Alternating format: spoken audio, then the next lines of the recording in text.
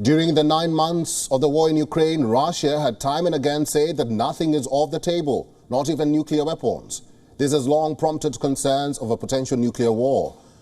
But it seems like there might be some clarity now. The Russian president has stated that his forces will not use nukes to strike first.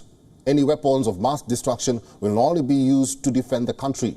He, however, warned of rising nuclear tensions. United States has slammed Putin's remarks, saying any loose talk of nuclear weapons is absolutely irresponsible.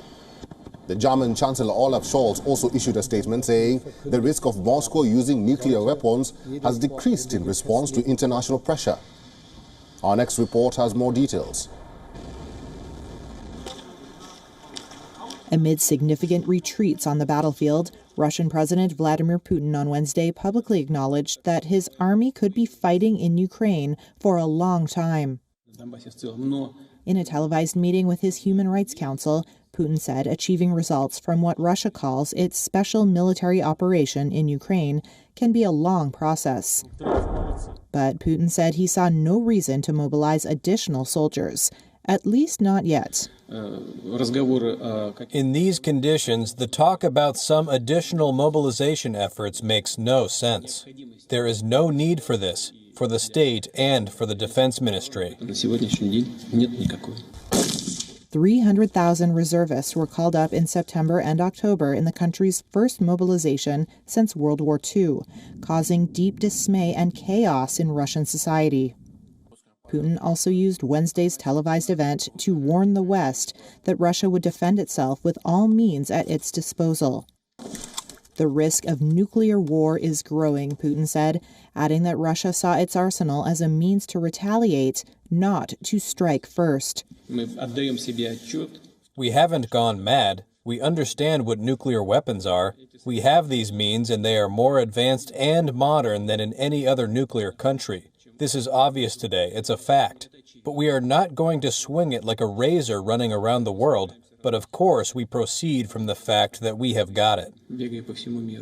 Putin has rarely discussed the longevity of the war, although he boasted in July that Russia was just getting started.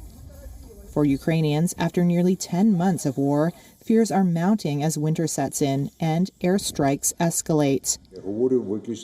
Kyiv Mayor Vitaly Klitschko on Wednesday warned of an apocalyptic scenario if Russia continues targeting critical infrastructure.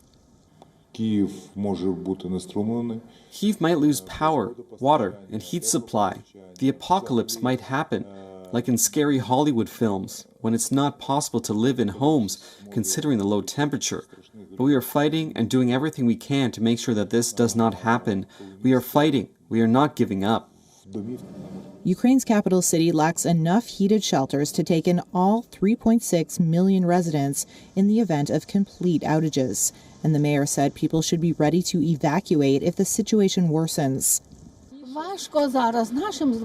One Kyiv resident told Reuters, people here pray to live in their homes and pray for victory to come as soon as possible. WION is now available in your country. Download the app now and get all the news on the move.